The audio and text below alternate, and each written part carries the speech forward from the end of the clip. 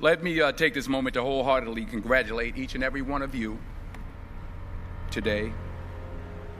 You graduated. You did it. You made it. Congratulations to you. And you did it all by yourselves. Nobody helped you. No, that's not. That's what I thought when I was young. Starting to really make it as an actor. I came in. I talked to my mother. I said, "Ma, did you think that this was going to happen? I'd be so big and I'll be able to take care of everybody, and I can do this and I can do that and I can." She said, "Boy, stop it right there. Stop it right there. Stop it right there." He said, "If you only knew how many people that have been praying for you, how many prayer groups she put together, how many prayer cloths she gave me, how many times she splashed me with holy water to save my sorry behind her." She said it. She said, "Oh, you did it by yourself? I tell you what you can do by yourself. You can go outside, get a mop and a bucket and wash them windows. You can do that by yourself." Superstar. So I'm saying that to say I want to congratulate all the parents and friends and family and aunties and uncles and grandmothers and grandfathers and teachers and friends and enemies. All the people that helped you to get where you are today. Congratulations to you all.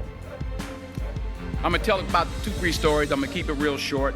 I remember my graduation. The speaker got up there, went on forever, blah, blah, blah, blah, blah, blah, blah, blah, blah. So I'm going to keep it short. Number 1, put God first. Put God first in everything you do. Everything that you think you see in me, everything that I've accomplished, everything that you think I have, and I have a few things, everything that I have is by the grace of God. Understand that. It's a gift. 40 years ago, March 27th, 1975, it was 40 years ago, just this past March, I was flunking out of college.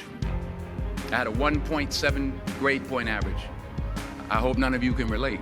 I had a 1.7 grade point average. I was sitting in my mother's beauty shop. They still call it beauty shop now? What they call it now? Yeah, I was sitting in the beauty parlor. I was sitting in my mother's beauty parlor, and I'm looking in the mirror, and I see behind me this woman under the dryer. And every time I looked up, she was looking at me, just looking me in the eye. And I didn't know who she was, and I said, she said, "Somebody give me a pen, give me a pencil. I have a prophecy." March 27, 1975, she said, "Boy, you are going to travel the world and speak to millions of people." Now, mind you, I flunked out of college. I'm thinking about joining the army. I didn't know what I was going to do, and she's telling me I'm going to travel the world and speak to millions of people. Well, I have traveled the world, and I have spoke to millions of people. But that's not the most important thing, the success that I had. The most important thing is that what she taught me and what she told me that day has stayed with me since. I've been protected. I've been directed. I've been corrected. I've kept God in my life, and it's kept me humble. I didn't always stick with him, but he always stuck with me. So stick with him in everything you do.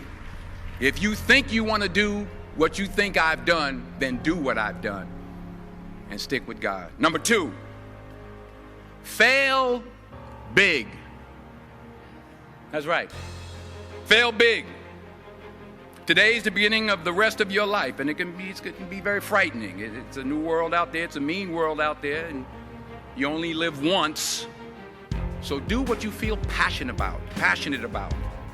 Take chances professionally. Don't be afraid to fail. There's an old IQ test, was 9 dots, and you had to draw 5 lines with a pencil within these 9 dots without lifting the pencil.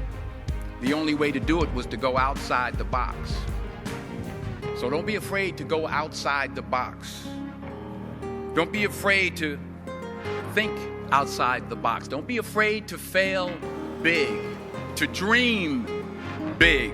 But remember, dreams without goals are just dreams, and they ultimately fuel disappointment. So have dreams, but have goals.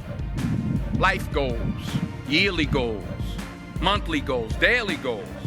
I try to give myself a goal every day. Sometimes it's just to not curse somebody out. Simple goals, but have goals. And understand that to achieve these goals, you must apply discipline and consistency. In order to achieve your goals, you must apply discipline, which you have already done, and consistency every day, not just on Tuesday and miss a few days. You have to work at it every day. You have to plan every day. You've heard the saying, we don't plan to fail, we fail to plan. Hard work works. Working really hard is what successful people do. And in this text, tweet, twerk world that you've grown up in, remember, just because you're doing a lot more doesn't mean you're getting a lot more done. Remember that. Just because you're doing a lot more doesn't mean you're getting a lot more done. Don't confuse movement with progress. My mother told me, she said, yeah, because you can run in place all the time and never get anywhere. So continue to strive, continue to have goals, continue to progress. Number 3, you'll never see a U-Haul behind a hearse. I'll say it again. You'll never see a U-Haul behind a hearse. I don't care how much money you make, you can't take it with you. The Egyptians tried it. They got robbed. That's all they got. You can't take it with you. And it's not how much you have. It's what you do with what you have. We all have different talents. Some of you will be doctors, some lawyers, some scientists, some educators, some nurses, some teachers. Yeah, okay. Some preachers. The most selfish thing you can do in this world is help someone else. Why is it selfish? Because the gratification, the goodness that comes to you, the good feeling that I get from helping others, nothing's better than that. Well, one or two things, but nothing's better than that. Not jewelry, not big house I have, not the cars, but it's the joy. That's where the joy is, in helping others. That's where the success is, in helping others. Finally, I pray that you put your slippers way under the bed tonight, so that when you wake up in the morning, you have to get on your knees to reach them. And while you're down there, say thank you for grace. Thank you for mercy. Thank you for understanding. Thank you for wisdom. Thank you for parents. Thank you for love. Thank you for kindness. Thank you for humility. Thank you for peace. Thank you for prosperity. Say thank you in advance for what's already yours. It's how I live my life. That's why I am, one of the reasons why I am today. Say thank you in advance for what is already yours. True desire in the heart for anything good is God's proof to you, sent beforehand to indicate that it's yours already. I'll say it again. True desire in the heart, that itch that you have, whatever it is you want to do, that thing that you want to do to help others and to grow and to make money, that desire, that itch, that's God's proof to you, sent beforehand already to indicate that it's yours. And anything you want good, you can have. So claim it. Work hard to get it. When you get it, reach back. Pull someone else up. Each one, teach one.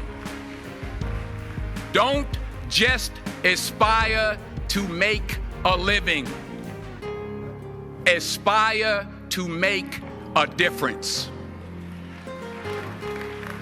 Thank you.